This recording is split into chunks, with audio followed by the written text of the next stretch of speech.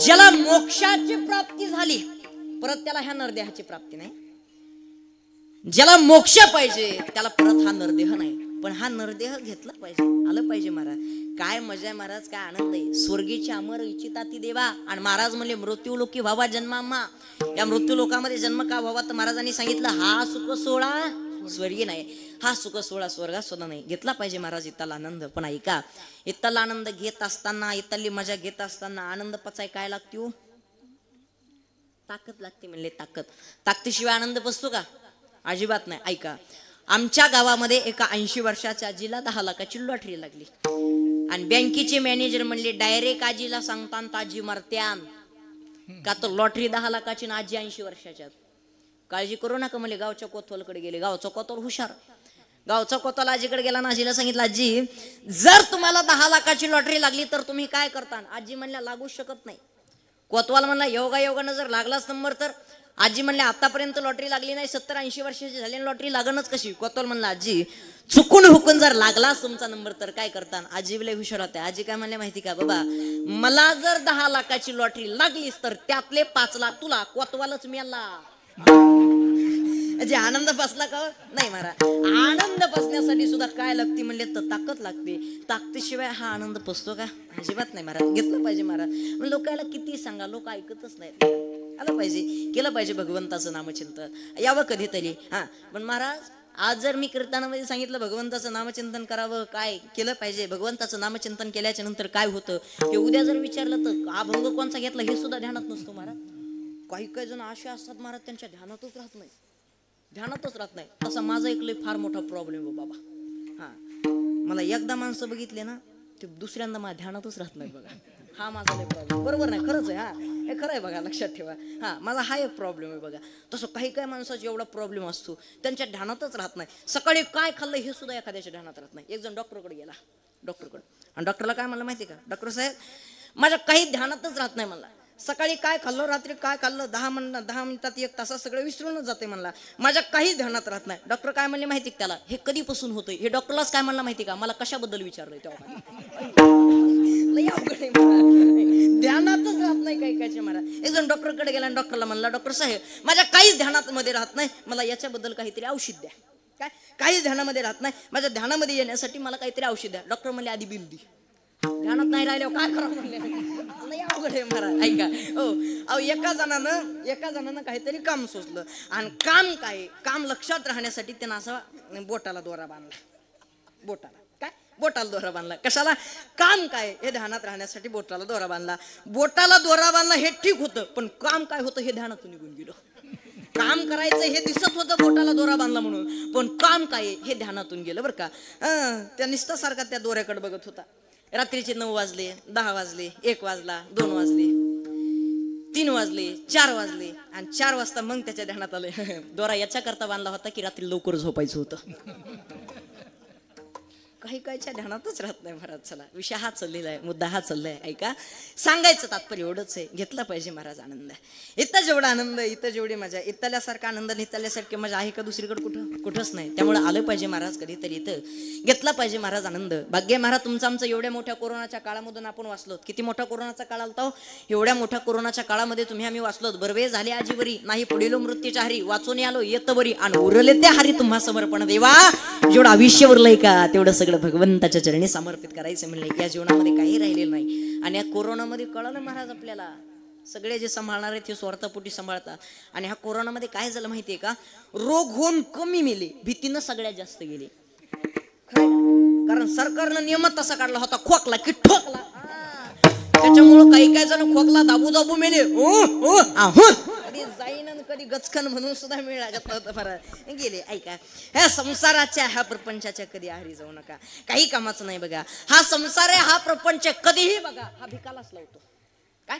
हा संसार प्रपंच कधीही बघा हा भिकाला लावतो. ऐका, आम्ही येऊ लागलो एकदा आळंदीहून येत होतो. आमचे गोविंद महाराज, मी, मामा, आम्ही येत होतो आळंदीहून. आणि आळंदीहून येत असताना नगरमध्ये, आता नगरचा अगोदर पूल नव्हता, ते वरचा पूल आता बायपास झाला, आता काय नाही, पण अगोदर नगरमध्ये पूल नव्हता. तर ते पूल नसल्यामुळं आता इथं बसलेल्यापैकी कुणी पुण्याला गेला असेल तर नगरहून जावं लागते. नगरमध्ये अगोदर पूल नव्हता, तर त्यावेळेस पूल नव्हता तर तिथं ट्रॉफिक व्हायची. ट्रॉफिक लागली होती बघा. आणि त्या ट्रॉफिकमध्ये एक भिकारी भीक मागण्यासाठी आला. गोविंद महाराज ज्या साईडला बसलेले होते त्या साईडची त्यांना अशी खिडकी वाजवली. आणि खिडकी वाजवल्याच्या नंतर काच वाजवली. गोविंद महाराजांना काच खाली घेतला आणि गोविंद महाराजांना तो पैशाला मागू लागला. आता गोविंद महाराज म्हणजे गोविंद महाराजांनी काय केलं, अशी मया दया येते बघा. गोविंद महाराजांनी मस्त खिशातले 5 रुपये काढले आणि त्याच्या हातात देऊन टाकले. ऐका, त्याच्या हातामध्ये दिले. तो भिकारी पुढे गेला आणि परत मागे आला आणि परत गोविंद महाराज ज्या साईडला बसले होते त्या साईडची परत त्यानं काच वाजवली. गोविंद महाराजांनी परत काच खाली घेतली आणि गोविंद महाराज म्हणले आता काय. ते म्हणला मला परत 5 रुपये पाहिजेत. गोविंद महाराज म्हणले आधीचे 5 आणि परत 5 देणार आहे. तुला एवढे पैसे काय करायचे. ते काय म्हणला माहिती का, आधीचे 5 माझ्यासाठी आणि आत्ता जे देणार आहेत ते माझ्या मैत्रिणीसाठी. कमाल आहे म्हणले. ऐका, कमाल आहे म्हणले. गोविंद महाराज म्हणले कमाल आहे, भिकाऱ्याला सुद्धा मैत्रीण असतात. ते भिकारी काय म्हणला माहिती का, तिच्यामुळेच भिकायला लागले. सांगा काय काय खरं सांगा, काही खरं नाही महाराज, लक्षात घ्या. ऐका, फार बिकट परिस्थिती. त्यामुळे मला सांगतात हा तुम्ही हसून घ्या, मी चहा घेऊन येतो जरा. हसलं पाहिजे माणसानं, फ्रेश राहिले पाहिजे. ऐका, ज्याला हसता येतं त्याला 4 माणसात बसता येतं. ज्याला हसता येतं त्याला पंढरपूरच्या वारीत किती गर्दी असू दे त्याच्यात त्याला घुसता येतं.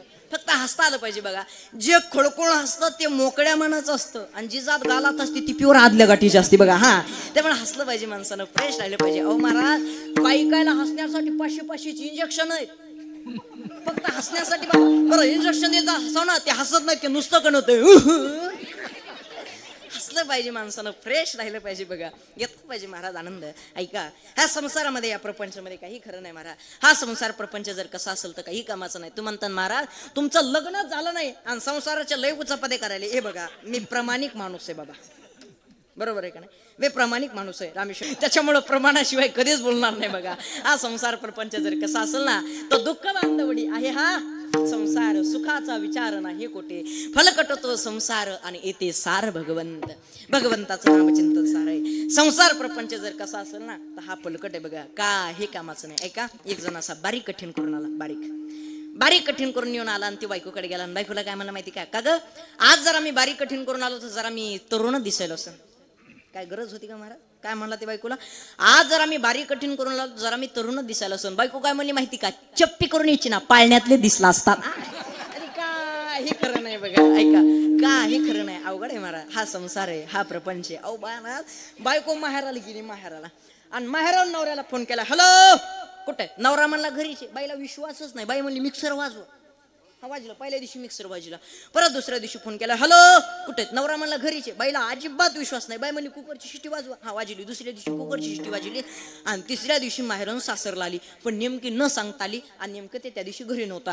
पोराला विचारलं तुझा बाप कुठे. पोरगा म्हणला मम्मी 3 दिवसापासून मिक्सर आणि कुकर घेऊन हिंडत आहेत, कुठे कान काय मिळत लागला. आता काय करावं, काही खरं नाही महाराज, लक्षात घ्या. ऐका, हा संसार आहे, हा प्रपंच आहे. बघा काय म्हणले महाराज, फलकट होतो संसार आणि येते सार भगवंत. अवघड आहे महाराज. संसाराच्या प्रपंचाच्या कधी नादाला लागू नका. संसाराच्या प्रपंचाच्या कधी आरी जाऊ नका. बरोबर आहे का नाही. सरपंच खरं आहे का नाही. कसा आहे संसार माहिती. बघा लक्षात घ्या. हो, ज्याचं झालंय त्याला विचारा, ज्याचं नाही झालं त्याला उड्या हाणतात. माझं कधी होईन, माझं कधी होईन. ज्याचं झालंय त्याला विचारा कसं होतंय महाराज. सोपं नाही बघा, फार अवघड आहे. ऐका, चला विषय हा चाललाय, मुद्दा हा चाललाय. सांगायचं तात्पर्य एवढंच आहे. ऐका, संसारामध्ये प्रपंचामध्ये कितीही राहा, कधीही राहा, संसार प्रपंच कसाही काटकसरी न करा. संसार हा तुम्हाला कधी दुःखच देणार आहे. ऐका, ज्याच्यामध्ये कधीच सुख भेटत नाही याला म्हणायचं संसार आणि ज्याच्यामध्ये कायम सुख भेटतं याला म्हणायचं भगवंताचं नामचिंतन. हा भगवंताच्या नामचिंतनामध्ये कायम सुख भेटणार आहे. कायम सुख आहे, कायम सुख आहे. कशामध्ये, ह्या भगवंताच्या नामचिंतनामध्ये. कधीही बघा. आणि आता ऐका, माणसानं जगत असताना असं जगावं की वर गेल्याच्या नंतर जगाच्या बापानं सुद्धा आपली बिलं काढली पाहिजे, असं जगावं. पण जे संसारिक आहेत ना यांचे बिलच निघत नाहीत महाराज. लई दिवस असे अडकून बसलेले काही काहीची बिल. फार अवघड आहे महाराज. हा संसार असा आहे महाराज, अगोदर लाडी गुडी लावतो मग गुत येतोय. बरोबर आहे का नाही. बरोबर आहे. अगोदर लाडी गुडी लावतो आणि मग गुत येतोय. ऐका, संसाराचं प्रपंचाचं झाडच असे. अशी हे जर झाडं बघितले, हे झाड तर ह्या झाडाचं कसं आहे माहितीये का, ह्या झाडाच्या मुळ्याखाली आणि शेंडेवर आहेत. बरोबर का नाही. काय झाड बघा, ह्या झाडांच्या मुळ्याखाली आणि शेंडे कुठे आहे, तो वर आहे. पण संसार प्रपंच हे असं झाड आहे, याचे शेंडे खाली आणि मुळ्यावर आहेत. काय ह्या संसाराचं झाड असं याच्या शेंडे खाली आणि मुळ्या जर कुठं असतील ना तर याच्या मुळ्यावर आहे, बरोबर का नाही? अजूनही बघा, आता तुम्ही बऱ्यापैकी इथं जर बघितलं तर खेडा भाग आहे, हा खेडगाव आहे, बरोबर का नाही? आणि खेड्या भागामध्ये काय करतात बघा, वयोवृद्ध मंडळी ज्याच्याकडे जास्त गाई म्हशी बैल जे असतील ना, ज्याच्याकडे जास्त, हे काय करतात माहिती का, डोंगरामध्ये म्हणा शेतामध्ये म्हणा हे चारायला घेऊन जातात. आता चारायला घेऊन गेल्याच्या नंतर पावसाळ्याचे दिवस असावा, झडग लागलेला असावं. झडग माहिती आहे ना, शब्द कळल झडग, खेड्या भागामध्ये झडग शब्द कळतो. ऐका, झडग लागलेलं असावं आणि त्या झडग्यामध्ये बघा बैल गाई काय जे असतील हे चारायला जावं. आणि चारायला गेल्याच्या नंतर ज्याचे बैल ज्याच्या गाई आहे त्याला टेकायला जागा सापडत नाही महाराज. पावसाळ्याचे दिवस असतात, झडग लागलेलं असतं. मग आल्याच्या नंतर घरी कसं तरी बैल ते सगळे चारून घरी यावं आणि घरी आल्याच्या नंतर सगळे बांधून ठेवावे. आणि बांधून ठेवल्याच्या नंतर त्याच्यामध्ये एक बारक वासरू असते बघा, वासरू माहिती आहे ना, ते वासरू एवढं इपितर असते बघा, ते बांधायच्या टायमाला ते नेमकं हातातून निघून जाते आणि सगळीकडे फिरून येतं चक्रा मारून. हे अगोदरच का धरलेलं असतंय. मग वासराला नेमकं धरायचं कसं काय, वासराला नेमकं धरायचं कसं, तर धरायची टॅक्ट ह्या शेतकऱ्याकडून बघावी. ऐका, अगोदर हातामध्ये हिरवा चारा घ्यायचा. काय घ्यायचा? हिरवा चारा.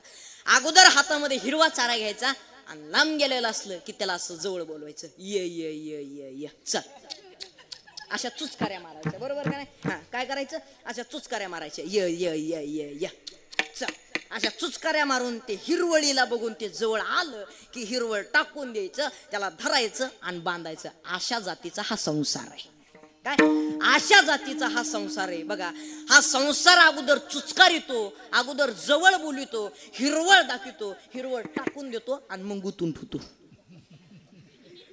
संसार म्हणतात, बरोबर का नाही? हा, बरोबर आहे. हा, आता कळाल्याशिवाय लोक टाळ्या वाजतच नाहीत बरं, बरोबर आहे, लक्षात घ्या. हो, हा, ऐका, लक्षात घ्या. चला, विषय हा चाललाय, मुद्दा हा चाललाय, सांगायचं तात्पर्य एवढंच आहे. ऐका, जीवनामध्ये जीवन जगत असताना ह्या भगवंताकडं, ह्या जगाच्या चालक मालकाकडं कधीतरी जावं. मग महाराज का हो, कीर्तन तर केलंय, मुकाने तर हरीचं गुण गायलंय, पण कीर्तन केल्याच्या नंतर आणि मुकानं हरीचं गुण गायल्याच्या नंतर नेमकं काय होईल, तर करावे कीर्तन मुखी गावे हरीचे गुण. कीर्तन जर केलं, मुकाने जर हरीचं जर गुण गायलं तर नेमकं होईल काय, तर मग महाराज म्हणले, मग काही नोहे बाधा आणि काम दुर्जनाची क्रोधा. तुम्हाला कुठल्याच प्रकारची बाधा होणार नाही. मनुष्याच्या जीवनामध्ये जन्माला आल्यापासून देवाकडे जाऊन सांगतो, देवा माझ्या जीवनामध्ये सुखी ठेव, समाधानी ठेव, मला कुठल्या प्रकारची बाधा नको. ऐकाकडे, तुमच्या जीवनामध्ये सुखी ठेवायचंय का कसं ठेवायचंय हे तुमच्या आमच्या हातामध्ये नाही, हे देवाच्या सुद्धा हातामध्ये नाही. ज्याचं त्याचं प्रारब्ध आहे, ज्याच्या त्याच्या प्रारब्धाने जसं त्याचं फळ भेटणार आहे. कर्म करत असताना मनुष्यानं चांगलं करावं. ज्याचं कर्म चांगलं आहे त्याचं फळ चांगलं आहे, ज्याचं कर्म वाईट आहे त्याचं फळ वाईट आहे. काय, माणसानं कर्म करत असताना मनुष्यानं कर्म मात्र चांगलं करा. ऐका, देवाला कधी दोषी ठरवू नका, या जगाच्या चालक मालकाला भगवंताला कधी दोषी ठरवू नका. तुमच्या जीवनामध्ये कधी दुःख आहे तर तुमच्या जीवनामध्ये कधी सुख आहे, ह्या देवाला कधी दोषी ठरवू नका. दोषी जर कोणाला ठरवायचं असेल ना तर केलेल्या कर्माला दोषी ठरवा. का, तर या कर्माचं फळ तुम्हाला आम्हाला आलेलं आहे हे भोगायला. काय म्हणले महाराज, ह्या कर्माला दोषी ठरवावं. मनुष्यानं कर्म करत असताना मनुष्यानं चांगलं कर्म गरजेचं आहे, कर्म चांगलं करावं. ऐका, जीवनामध्ये जीवन जगत असताना उगाच कोणावरती जळून काय उपयोग आहे सांगा बरं ना, उगाच कोणावरती जळून काही उपयोग नाही. कर्म असतं एखाद्याचं. ऐका, आता या वयामध्ये मी कीर्तन करतो, माझी तेवढी पात्रता सुद्धा नाही तुमच्या समोर मी कीर्तन करावं, माझा तेवढा अभ्यास सुद्धा नाही, पण बरोबर आहे, कर्म एक कर्म असतं प्रत्येकाचं. ज्याचं त्याचं प्रारब्ध, ज्याचं त्याचं कर्म, ज्याच्या त्याच्या कर्माने, ज्याच्या त्याच्या प्रारब्धाने जो तो मोठा असतो. हे माझं काहीच नाही, हे सगळं जर कोणाचं असेल तर हे प्रारब्धाचं, हे कर्माचं आहे. जीवनामध्ये एक ऐका, एक वाक्य सांगतो, मनुष्याला जर मोठं व्हायचं असेल ना, मोठं काय, मनुष्याला जर मोठं व्हायचं असेल ना मोठं, तर याच्याकरता प्रारब्ध आणि प्रयत्न हे दोन असावे लागतात.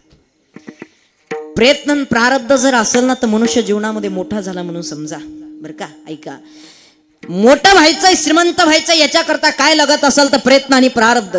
ज्यावेळेस प्रयत्न आणि प्रारब्ध, बरं का सरपंच साहेब, ज्यावेळेस प्रयत्न आणि प्रारब्ध दोन्ही सोबत येतं का त्यावेळेस मनुष्य मोठा होतो. ऐका, दोघं जण एके दिवशी जंगलामध्ये गेले बघा, दोघं जण जंगलामध्ये गेले. जंगलामध्ये गेल्याच्या नंतर रात्रीची वेळ होती. रात्रीच्या वेळी दोघं जण जंगलामध्ये गेले. असंच एक महादेवाचं मंदिर होतं. असं बाहेर जसं सभा मंडप आहे तसा सभा मंडप होता. आणि दोघं जण त्या सभा मंडपामध्ये थांबले. दोघं जण सभा मंडपामध्ये थांबल्याच्या नंतर एकाचं प्रारब्ध होतं आणि एक जण प्रेतनावादी होता. ज्याचं प्रारब्ध होतं तो म्हणला रात्री चालो त्या जंगलामध्ये, किती जरी प्रयत्न केले तर आपल्याला काही खायला भेटणार नाही. म्हणला रात्रीचा दिवस आहे, भरपूर जंगल आहे इथं. जो प्रयत्नवादी होता हा म्हणला प्रयत्न जर केले तर नक्कीच काही ना काहीतरी खायला भेटल. तो प्रयत्न करू लागला आणि प्रयत्न करत असताना त्यानं पूर्ण महादेवाचं मंदिर चापलं. महादेवाचं मंदिर चापत असताना त्या महादेवाच्या पिंडीवरती हात ठेवला. महादेवाच्या पिंडीवरती जसा हात ठेवला तसा मऊ प्रकारचा पदार्थ हाताला लागला. काय म्हणून बघण्यासाठी नाकाजवळ नेला तर तो लोणकडे तुपातला शिरा होता. आता ऐका, लोणकडे तुपातला शिरा कोणाला भेटला होतो? ज्यानं प्रयत्न केले त्याला. ज्यानं प्रयत्न केले त्याला शिरा भेटला होता. तो शिरा खाऊ लागला. पण रात्रीची वेळ होती. त्या शिऱ्यामध्ये अधूनमधून खडे लागायचे. मग खडा लागला की हा काय करायचा माहिती का? खडा आला, खडा घ्यायचा आणि जो बाहेर बसलेला ना त्याला फेकून हाणायचा. आणि जो बाहेर बसलेला हा काय करायचा माहिती का? खडा घ्यायचा आणि खिशात घालायचा. खडा घ्यायचा आणि खिशात घालायचा. खडा घ्यायचा आणि खिशात घालायचा. सकाळची वेळ झाली. आणि सकाळची वेळ झाल्याच्या नंतर दोघंही झोपीमधून उठले. दोघंही उठल्याच्या नंतर जो प्रयत्नवादी होता ज्याला शिरा भेटला होता तो म्हणला, बघ प्रयत्न केले आणि मला काही ना काहीतरी खायला भेटलं. तू प्रयत्न केले नाहीस आणि रात्रभर उपाशी राहिला. तो म्हणला ठीक आहे जाऊ दे. तू प्रयत्न केले, तुला खायला भेटलं होतं तर गपचूप खायचंच ना. तू अधूनमधून मला खडे कम फेकून हाणत होता रे. ते म्हणला तुझी टिंगल म्हणून खडे फेकून हाणत होतो. तो मला ऐक दादा, तू टिंगल म्हणून खडे फेकून हाणलेस पण मी सगळे जपून ठेवले. काय म्हणून बघण्यासाठी ते खिशातून काढले तर ते खडे नव्हते, ते हिरे होते. काय होते ते? हिरे. आता ऐका, ते हिरे कोणाला भेटले होते? कोणाला? जो बाहेर बसलाय त्याला. आता ऐका, जो बाहेर बसलाय त्याला हिरे भेटले होते. ज्यानं शिरा खाल्लाय त्याचे प्रयत्न होते. ऐका, ज्याला शिरा भेटलाय त्याचे प्रयत्न होते आणि जो बाहेर बसलाय त्याचं प्रारब्ध होतं. ज्यावेळेस प्रारब्ध आणि प्रयत्न दोन्ही सोबत आला मनुष्य मोठा झाला. सांगायचं तात्पर्य ऐका, तसंच माझं प्रारब्ध आहे आणि मामांचे प्रयत्न आहेत म्हणून मनुष्य जीवनामध्ये मोठा आहे. मनुष्याला जर मोठं जर व्हायचं असेल ना तर याच्याकरता प्रयत्नाची आणि प्रारब्धाची ह्या दोन्हीची जोड असावी लागते. एकदा जर काय दोन्हीची सांगड जर घातली ना तर मनुष्य जीवनामध्ये कधीही बघा मनुष्य जीवनामध्ये मोठा होतो. ऐका, जीवनामध्ये जीवन जगत असताना ज्याच्या त्याच्या प्रारब्धाने ज्याच्या त्याच्या कर्माने जो तो मोठा आहे. आमच्याकडं किती ज्ञान आहे हे तुम्ही कधीच बघू नका. आमचा किती अभ्यास आहे हे तुम्ही बघू नका. आम्ही किती अभंगावरती कीर्तन करतो हे तुम्ही बघू नका. या वयामध्ये ज्ञानोबाने तुकोबाने मला धोत्र घालायची बुद्धी दिली हे बघा. वारकरी संप्रदाय म्हणजे काय? वारकरी संप्रदायाचे प्रचार अर्चार अख्ख्या महाराष्ट्रामध्ये हे आम्ही करतोय हे तुम्ही बघा. काही नाही म्हणजे ज्ञान काही नाही, वय काही नाही. पण ऐका, जीवनामध्ये जीवन जगत असताना एखाद्यावरती जर साधू संतांची जर कृपा झाली ना, भगवंताची जर कृपा जर झाली ना तर मग महाराज आले देवाजीच्या मना आणि तेथे कोणाचे चाले ना. एकदा जर काय देवाच्या मनामध्ये जर आलं ना तर तिथं कोणाचं चालत नाही. फक्त मनात यायला पाहिजे देवाच्या. नाही का? वागत असताना माणसानं चांगलं वागावं, आनंदानं वागावं, प्रेमानं वागावं. कारण एवढा हा कार्यक्रम आहे कशासाठी हो?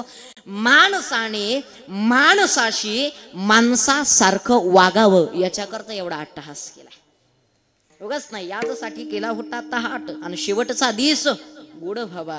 आता निश्चिंतीने पावलो विसावा. अट्टहास जो केला ना कशासाठी केला असं तर यासाठी केला होता अट्टहास.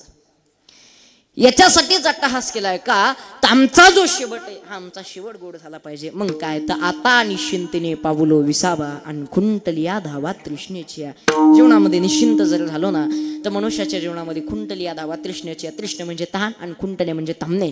आमच्या जीवनामध्ये कुठल्याच प्रकारचे तहान राहिलेले नाही, तृष्ण राहिलेले नाही. मनुष्यानं जगत असताना असं जगावं.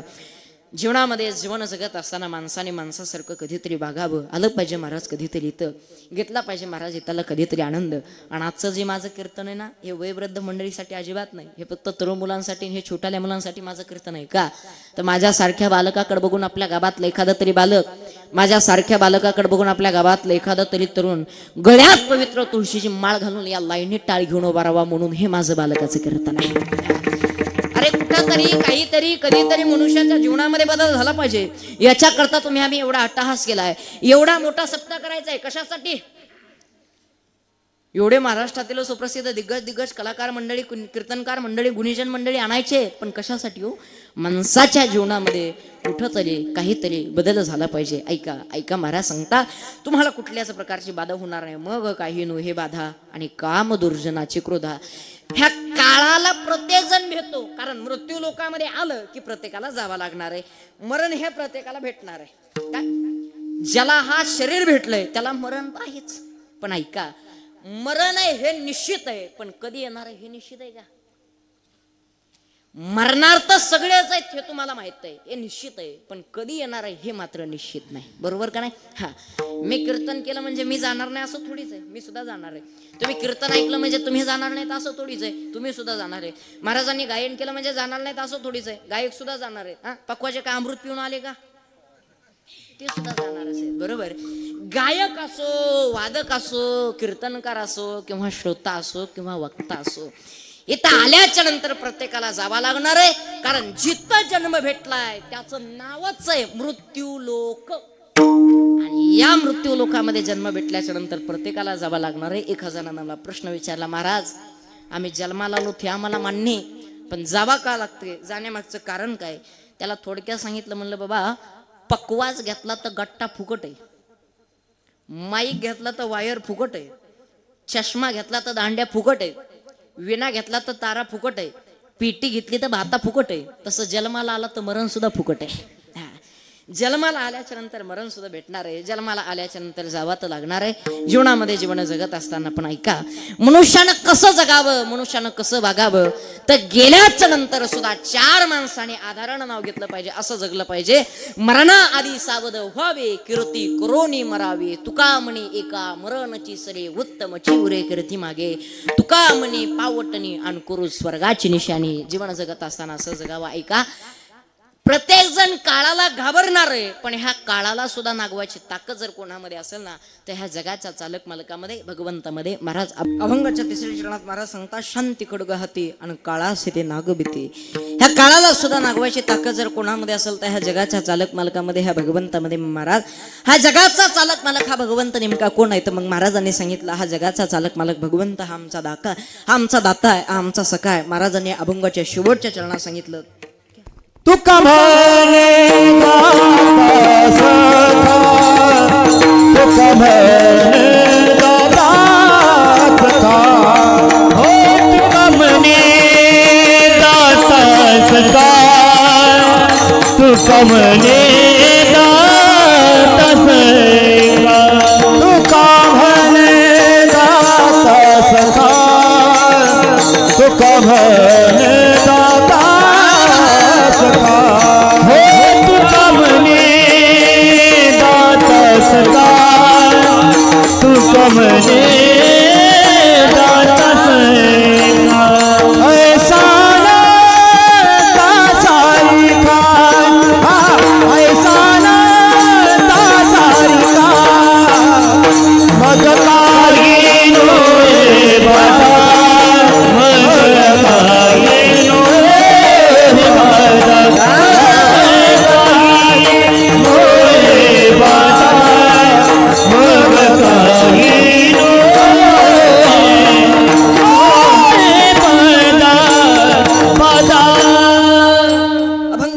चरणात महाराज सांगता, तुका म्हणे दाता सखा आणि ऐसा अनंता सारिका. हा जगाचा चालक मालक आहे म्हणले, हा दाता आहे, हा सखा आहे. या जगाच्या चालक मालकाकडे, भगवंताकडे कधीतरी जा.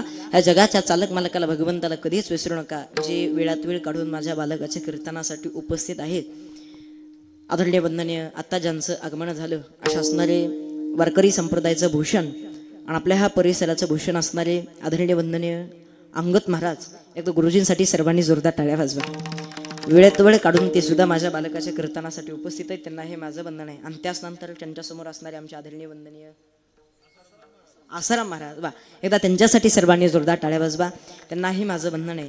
ते सुद्धा वेळात वेळ काढून उपस्थित आहेत. अभंगाच्या शेवटच्या चरणात महाराज सांगतात, तुका म्हणे दाता सखा, हा जगाचा चालक मालक आहे, हा भगवंत दाताय म्हणले हा सकाळ ह्या जगाच्या चालक मालकाकडे भगवंताकडे कधीतरी जावं. झालंय माझं कीर्तन, जास्त वेळ काय मी तुमचा घेणार नाही, पण ह्या भगवंताकडे वारंवार कुठेही कधीही केव्हाही सांभाळणारा जर कोण असेल ना तर हा जगाचा चालक मालक आहे. ह्या भगवंताकडे कधीतरी जावं, ह्या जगाच्या चालक मालकाकडे कधीतरी जावं. दुसरी एक गोष्ट म्हणजे ज्या माईनं ज्या बापानं आपल्याला लहानाचं मोठं केलं त्या माईला त्या बापाला कधीच विसरू नका. वारंवार कुठेही कधीही केव्हाही सांभाळणारे जर कोण असतील तर आईवडील आहे, आईवडिलाला कधीच विसरू नका. वारकरी संप्रदायामध्ये आल्याच्या नंतर भगवंताचं नामचिंतन करा. आपण भगवंताचं नामचिंतन करायच्या नंतर जितकं होईल तितकी आपल्या हातून आईवडिलांची सेवा करा. आळंदीला जाऊ नका, पंढरपूरला जाऊ नका, कुठं जाऊ नका. घरी बसले बसल्या आईवडिलाची जर सेवा केली ना तर सगळ्या तीर्थक्षेत्राचं पुण्य आईवडिलांच्या सेवेमध्ये लागल. फक्त आईवडिलांची सेवा करणं गरजेचं आहे. मागाशीच प्रमाण दिलं तर मी मायबाप केवळ काशी आणि तिने न जावे तीर्थाशी. मायबापच केवळ काशी आहे, त्या मनुष्यानं कधी तीर्थक्षेत्राला जाऊ नका. घरी बसल्या बसल्या आईवडिलांची सेवा करा. एवढे 2 वाक्य माझे जर घरी घेऊन जर गेलात ना तर तुमच्या गावामध्ये माझं कीर्तन झालंय म्हणून सफल होईल. झालंय माझं कीर्तन, जास्त वेळ काय मी तुमचा घेणार नाही. अतिशय सुंदर अशा प्रकारचं गोड अशा प्रकारचं दृष्ट लागावं एवढं सुंदर हे कार्यक्रमाचं केलेलं निवेदन आहे. पहिला दिवस आहे आणि पहिल्या दिवशीचं कीर्तन रूपी पुष्प हे माझ्या वाटेला आलेलं आहे, माझ्या बालकाकडे आलेलं आहे. आजचं जे माझं कीर्तन आहे हे फक्त छोट्याल्या मुलांसाठी आहे. त्याच्यामुळं माझ्याच नावावरती एक मी अतिशय सुंदर अशा प्रकारचा संदेश तयार केलेला आहे. ऐका भाविक मायेबाप जिव्हाळा चैतन्याचा. हे 4 ते 5 कडव्यामध्ये हा संदेश तयार केलेला आहे. 4 ते 5 कडव्यामध्ये हा लेख तयार केलेला आहे. हे कॅलेंडर प्रत्येकानं घरी घेऊन जावं हे तुम्हाला सर्वांना नम्रतेची विनंती. मागं मंडपाच्या मागं गाडी लावलेली आहे, ब्रिझा गाडी आहे, गाडीचा नंबर आहे 0770. त्या गाडीतच जावं आणि प्रत्येकानं कॅलेंडर घेऊन यावं. हे कॅलेंडरची जास्त काही किंमत नाही, फक्त 20 रुपये या कॅलेंडरची किंमत आहे. आणि हे कॅलेंडर प्रत्येकानं घरी घेऊन जा हे तुम्हाला सर्वांना नम्रतेची विनंती. अतिशय सुंदर अशा प्रकारचा लेख आहे. ऐका भाविक मायेबाप जिव्हाळा चैतन्याचा, पाया पडून संगतो जपा लेकरा बाळा. ऐका भाविक मायेबाप जिव्हाळा चैतन्याचा, नको द्वेष नको मत्सर फुलवा नाताचा मळा. ऐका भाविक मायेबाप जिव्हाळा चैतन्याचा, बांधावरची भांडणं टाळा गुंफा प्रेमाच्या माळा. ऐका भाविक मायेबाप जिव्हाळा चैतन्याचा, नको परिस्थितीचे कारण लेकरांना शिकवा धार्मिक शिक्षण व शाळा. ऐका भाविक मायेबाप जिव्हाळा चैतन्याचा, जीव तोडून सांगतो हा जिव्हाळा चैतन्याचा. हा लेख हा संदेश तयार केलेला आहे. हे कॅलेंडर प्रत्येकानं घरी घेऊन जावं हे तुम्हाला सर्वांना नम्रतेची विनंती.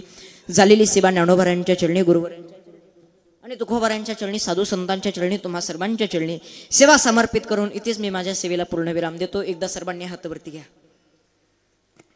सर्वांनी एक साथ सर्वांनी हातांनी टाळी आणि मुखाने भजन करायचे. विठोबा रखुमाई, टाळी टाळी टाळी बाबा.